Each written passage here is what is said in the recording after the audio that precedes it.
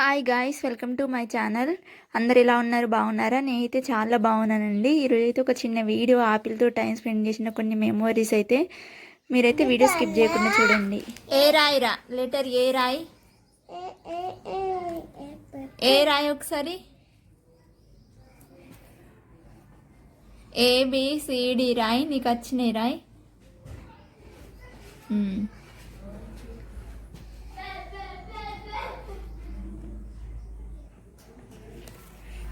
D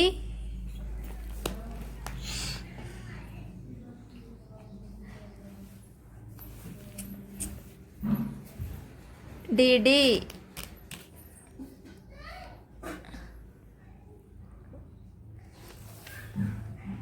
డీరా. నువ్వన్నీ ఎట్లా రాసినావు చెప్పన్నా? First C రాసినావు, తర్వాత బి, తర్వాత ఏ, మళ్ళీ తర్వాత సి రాసినావు. అవో ఫస్ట్ బి రాయద్దు, ఫస్ట్ ఏ రాయాలి. ఏ రాసిన తర్వాత బి.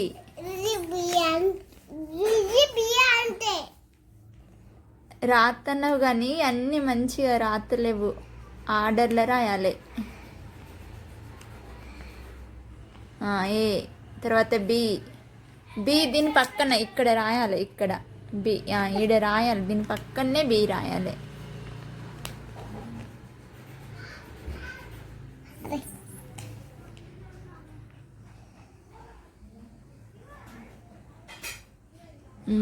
మళ్ళీ దీని పక్కనే సి రాయి, ఇక్కడ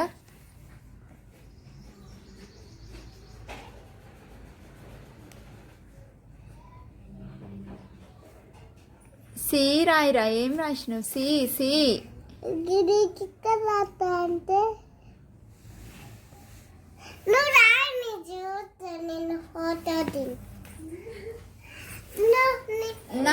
నాకు వచ్చు కదా, నేను రాయద్దు. నీకు రావు కదా, నీకు రావు కాబట్టి నువ్వు నేర్చుకోవాలి. నాకు వచ్చు కదా.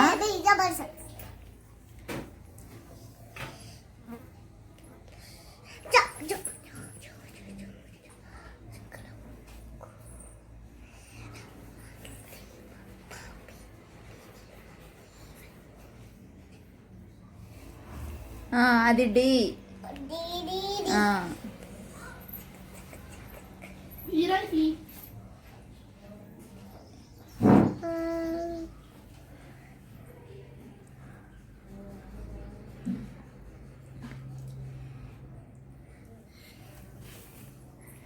అన్నీ కరెక్ట్ ఆర్డర్లో రాత్తలేదు. ఫస్ట్ ఏదో ఏదో రాసుకుంటే వస్తుంది. ఏ రాసిన తర్వాత అన్నీ స్టార్ట్ చేయాలి.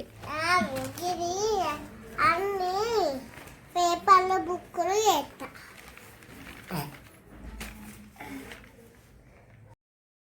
ఆపిల్కి అయితే ఇక్కడ ఏబిసిడి ఈ 4 లెటర్స్ అయితే వస్తున్నాయి. బాగానే రాస్తుంది, కాకపోతే ఏంటంటే ఆర్డర్లో రాయట్లేదు, ఒకదాని తర్వాత ఒకటి అలా రాస్తుంది అనమాట, ఆర్డర్లో రాయకుండా. అంతకుముందు అయితే దసరా టైంలో వచ్చినప్పుడైతే నార్మల్గా ఏ ఒక్కటి మాత్రమే రాసేది. ఇప్పుడైతే డి వరకు కూడా నేర్చుకుంది.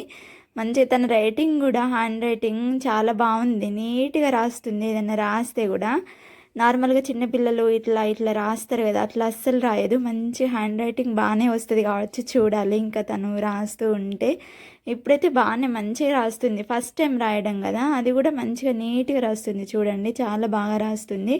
ఇంకా ఈ ఇయర్ అకాడమిక్ స్టార్ట్ అవుతుంది కదా, అప్పుడైతే తనని ఇంకా స్కూల్లో జాయిన్ చేయాలని అనుకుంటున్నారు. చేస్తారు కావచ్చు, చేయాలి కూడా. ఇంకా ఇంటి దగ్గరే ఉంటే తనకి బోర్ కూడా ఉంటుంది కాబట్టి ఇంకా ఆపిల్ గురించి కొన్ని విషయాలు మీతో షేర్ చేసుకుంటాను. అవేంటంటే, తను చిన్నగా ఉన్నప్పుడే నార్మల్గా అంటే 1 ఇయర్ అవ్వకముందే ఇంటి దగ్గర అప్పుడప్పుడు వస్తూ వాళ్ళు కదా మా ఇంటికైతే. వచ్చినప్పుడు తను ఏమన్నా తింటూ ఉందనుకోండి, తింటూ ఉండగా నేను ఎప్పుడైనా ఇట్లా కనిపిస్తే చాలు నేను ఇవ్వా అనేది అన్నమాట. అంటే ఒక్కసారి కాదు, ఎప్పుడు కనిపించినా కూడా నేను ఇవ్వా అనేది, నీకు ఇయ్యా అనేది. అట్లా ప్రతిసారి అంటూ ఉంటే నాకైతే ఫుల్, అంటే ఒక్కసారి అంటే ఏమనిపించదు, కానీ తను చిన్న పాప అయినప్పటికీ కూడా నాకు ఫుల్ బాధ అనిపించింది. ప్రతిసారి కూడా ఇలాగనే అంటుంది, ఇయ్యా అని చెప్పేసి ఏందని. నేను ఒకసారి ఏడ్చినా కూడా, అంటే ఎవ్రీ టైం అట్లా అంటుంటే బాధ అనిపించి ఏడ్చిన. నన్ను పాప ఇలా అంటుంది, నేను కనబడగానే ఇయ్యా అంటుంది. అసలు నేనేమి అడగకముందే తనే కనిపిస్తే చాలు అలా అంటుండేది. ఏడ్చిన.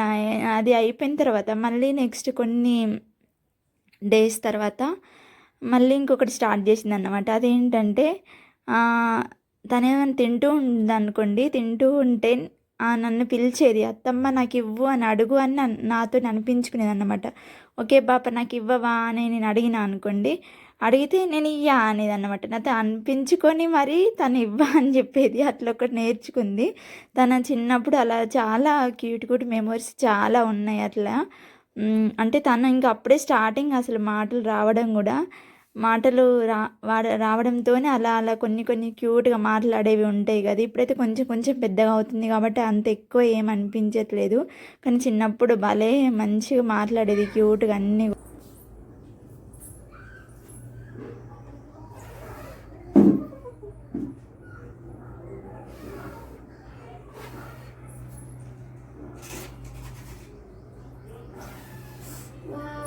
ఇంకా ఇంకోదు ఇంకోదు ఇంకా అత్త ఇవ్వదు.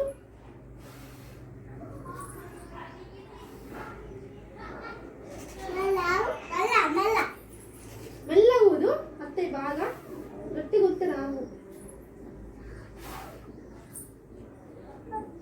నేను ఊదన్నా, నేను ఊతియ్యి బాగా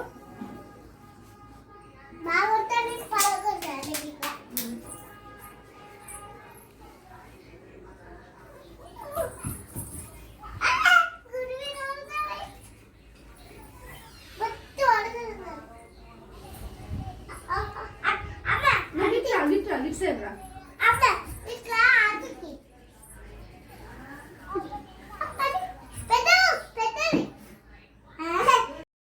ఇంకా నా ఛానల్ని సబ్స్క్రైబ్ చేసుకొని వాళ్ళు ఎవరైనా ఉన్నట్లయితే ఇప్పుడే నా ఛానల్ని సబ్స్క్రైబ్ చేసుకోండి అండ్ లైక్ చేయండి, షేర్ చేయండి. మరిన్ని మంచి వీడియోస్తో మళ్ళీ మీ ముందుకు వస్తూ ఉంటాను. సపోర్ట్ ఇస్తున్న ప్రతి ఒక్కరికి థ్యాంక్స్ అండి. Thank you very much. ఇలాగే సపోర్ట్ ఇవ్వాలని కోరుకుంటున్నాను. And don't forget to subscribe అయితే ఖచ్చితంగా చేసుకోండి. Thanks for watching. See you next video. Bye.